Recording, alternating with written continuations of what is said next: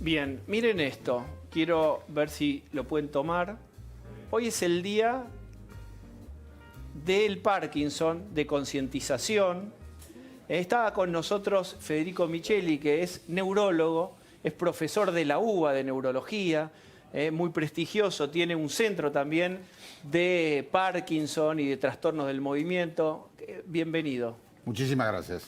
Bueno, yo quiero mostrar algo que vos me diste, ahora te lo devuelvo. Miren ustedes por qué es importante, a ver si pueden llegar a ver esto. Esto lo tenía, contá. Un paciente hizo esas tarjetitas con sentido del humor, diciendo no estoy borracho. Ni drogado. Ni drogado, tengo Parkinson. ¿Por qué necesita poner? ¿Qué ve la gente cuando ve a alguien con Parkinson? Bueno, puede ver muy distintas cosas, pero lo primero que impacta es el trastorno motor. Pero el trastorno motor puede estar contaminado con la medicación y dar algo totalmente opuesto a lo que se ve sin medicación.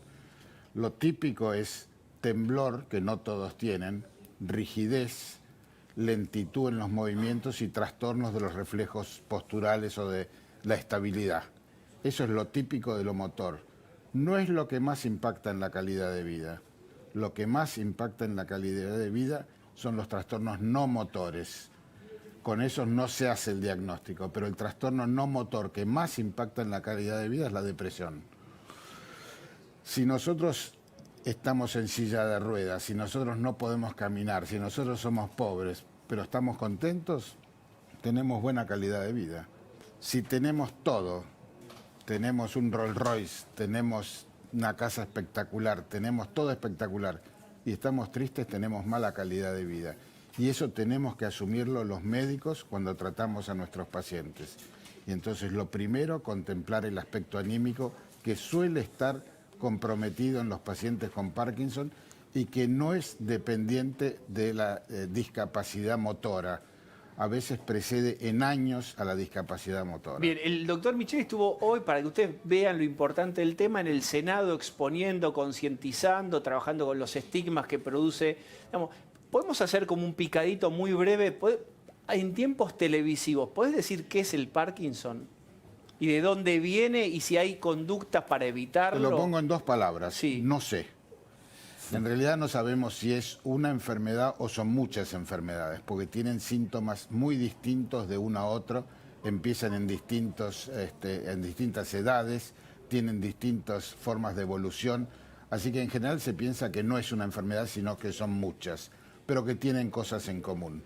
Así que hay Parkinson juvenil antes de los 20 años, hay Parkinson de inicios temprano antes de los 40, y lo habitual son Parkinson más seniles. Bien, ¿y por qué alguien tiene Parkinson? ¿Qué es lo que empieza a funcionar mal? ¿Que hay una falta de control del movimiento y depresión? Vos lo dijiste muy bien, dijiste es una enfermedad degenerativa, lo que eso signifique. La segunda más frecuente luego del Alzheimer. Y hay neuronas, algunos tipos de neuronas que sufren un deterioro muy precoz.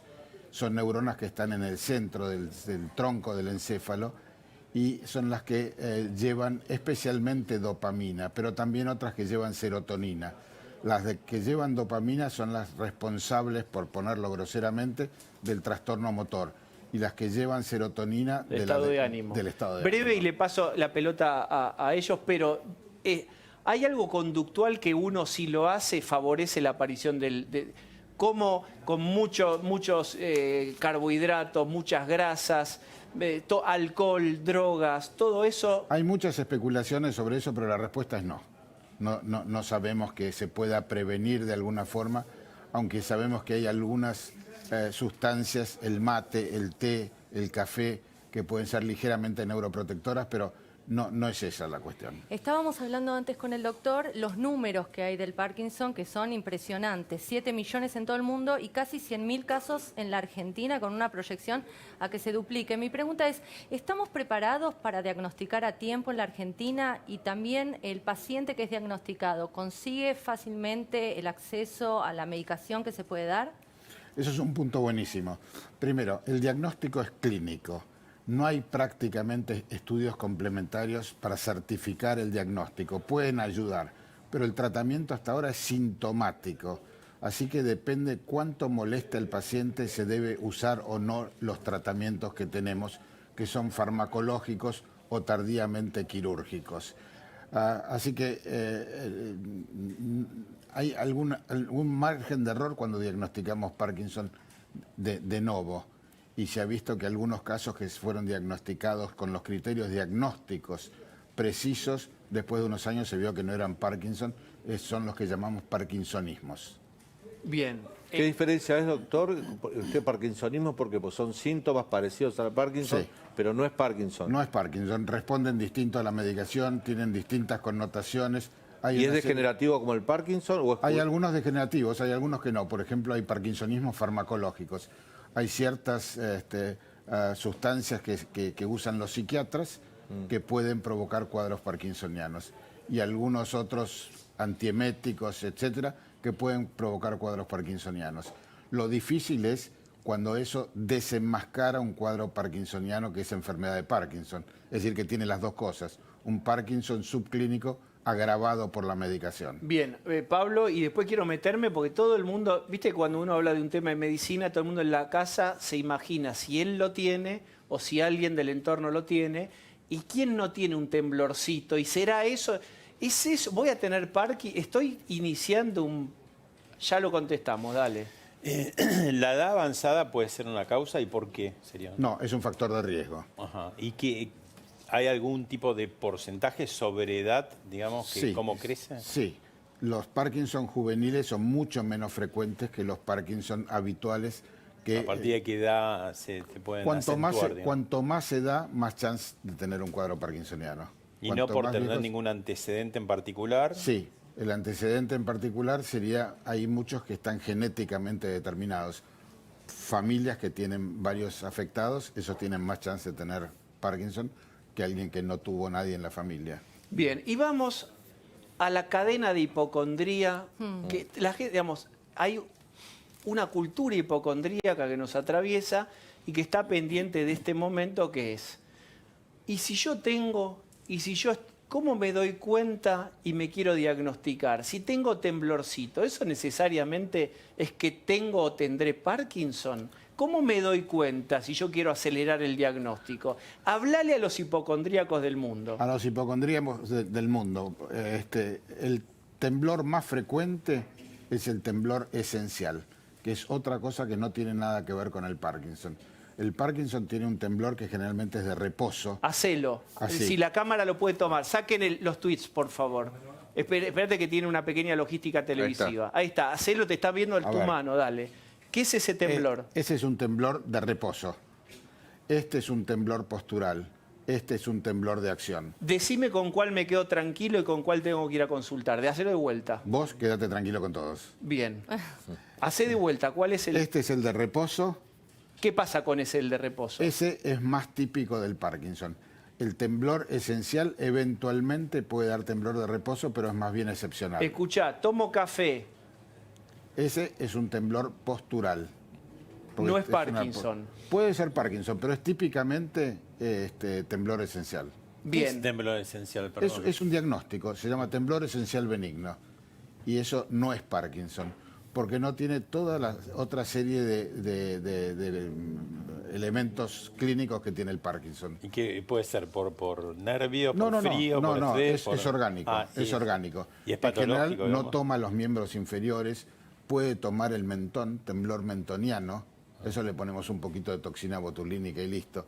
Puede tener temblor mandibular, puede tener temblor cefálico, y esto lo dije un par de veces hoy, nuestro jefe decía que cuando el temblor es de negación, esto no es así, pero lo decía, eso quiere decir que no tengo Parkinson. Ah, sí. En cambio, cuando es de afirmación, es que tengo Parkinson. No es tan así, pero él lo decía... En un trazo general. Sí, sí. ¿El cannabis es algo que se utiliza para los enfermos hoy en día? Bueno, nosotros hicimos un trabajo, estamos haciendo un trabajo de un cuestionario de cannabis. Y hoy, no sé por qué, me sacaron, porque me lo mandó una paciente, que yo decía que el cannabis era útil para el Parkinson. Absolutamente no, y en todos lados digo que no está probado. Pero están usando aceite de cannabis en caso de epilepsia muy aguda. Pero para eso está probado. Eso está probado ya. Sí, síndrome de Kravet, una epilepsia Sí. refractaria en chicos, y para algunos dolores está probado. Para el Parkinson no está probado, y además los pacientes los compran en cualquier lado, lo compran en Uruguay, hay un médico que vende eso y trata a todos sus enfermos de cualquier cosa con cannabis, lo cual hace pensar que no es una persona seria, poniéndolo en términos muy poco severos. Gentiles. Bueno, yo tengo un tramo final que para mí es muy importante, que tiene que ver con no entregarle a un señor mediante un diagnóstico una especie de lápida precoz. Jamás. Es el estigma. ¿Cómo se vive con Parkinson? Y arrancarle el miedo un poco a y esta Y si cosa se de la puede mejorar la calidad de vida, y si se puede mejorar la calidad de ¿Qué vida se con puede esto. Lo hacer? que uno busca en todo paciente es mejorar la calidad de vida. Entonces, el estigma, como se ve en Alzheimer, como se ve en epilepsia, la gente se asusta. Parkinson es un tema que hay que, de alguna forma, hacer que el estigma se borre de las personas. Y hoy discutimos eso en el Senado con muchísimas personas. Es un problema que no sabemos si es una enfermedad o son muchas, y sabemos que con medicación cada momento de la enfermedad puede ser tratado en forma eficaz. Incluso los que son refractarios en cuanto a algunos síntomas a la medicación, tenemos varias técnicas quirúrgicas, algunas de las cuales se hacen en el país, no todas, pero las más importantes se hacen en el país. Así que podemos luchar contra esta enfermedad y tenemos que tener siempre presente que se le va a encontrar la vuelta. Y ya en animales de experimentación se está intentando curar la enfermedad. Y a veces se piensa que se la puede revertir. ¿Y en qué casos puede ser mortal? Todos nos vamos a morir. Eso es un dato. Titulen con esto el programa. No. Eso es un dato. Eso es un dato que es seguro que es cierto. Todos nos vamos a morir.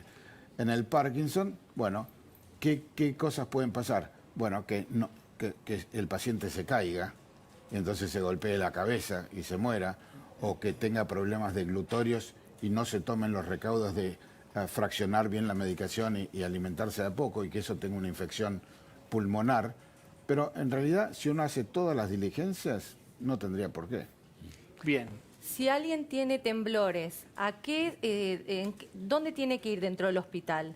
¿A un neurólogo? ¿A un clínico? ¿Cómo es el circuito? ¿Cómo Ahí es está. el circuito? Hagamos ¿Por dónde se dibujemos empieza? el circuito. El circuito debe ser, primero, lo ideal es que tenga un clínico. Hay cuadros clínicos que pueden dar temblor. Uno es el hipertiroidismo, es otro temblor, pero puede ser. Entonces el clínico le dirá si tiene que ir a un neurólogo. ¿Cuál es lo malo? Que el neurólogo o el especialista quiera abarcar todo, o que el clínico quiera abarcar todo. Pero el enfoque multidisciplinario de gente razonable es lo mejor. Bien. ¿Y hay casos, digamos, en el sistema de salud que usted conoce que estén mal diagnosticados y que el diagnóstico llega tarde? Sí. ¿Es Tenemos 2 frecuente? minutos, Sí, vamos. Pero Sí es frecuente esto, digamos. Por acaso debe haber, pero sí es muy frecuente. Sí, y además quiero decir dos cositas. Sí, es posible eso. Pero además quiero, y se dijo en algún momento, especialmente en el norte del país, sé que hay mucha gente que no puede comprar la medicación y está terriblemente discapacitada. ¿Pero no se cubre por el Estado? No lo cubre nadie. Entonces, el Estado no lo cubre en esos lugares. Así que tal vez concientizar con esta charla que el Estado, de alguna forma, de la misma forma que tiene que comprar alimentos o qué sé yo, tiene que dar medicación a la gente que no la puede comprar porque es su vida. Bien, tenemos una pregunta más, que es un minuto más. ¿Cuál es el comportamiento de la enfermedad? ¿Crece, decrece, está estable? No, progresa. Lo que pasa es que progresa de distintas formas. ¿Por qué? Porque es una enfermedad degenerativa y es como si alguna célula enferma contagiara a la vecina. No, pero Por digo, eso- ¿hay más cantidad, más número o Sí, menos? hay más número y el número va a ir creciendo por dos razones. Una, si no se le encuentra a la vuelta, porque cada vez hay más gente de edad. Bien. No digo más viejos. Y de entiendo, edad. Federico, que lo que se trata de hacer es de los escalones de deterioro, estirarlos lo más posible y lo menos abrupto posible. Y Es decir, trabajar sobre los escalones, que no sean abruptos. Y tratarlos correctamente. Con eso minimizamos los problemas.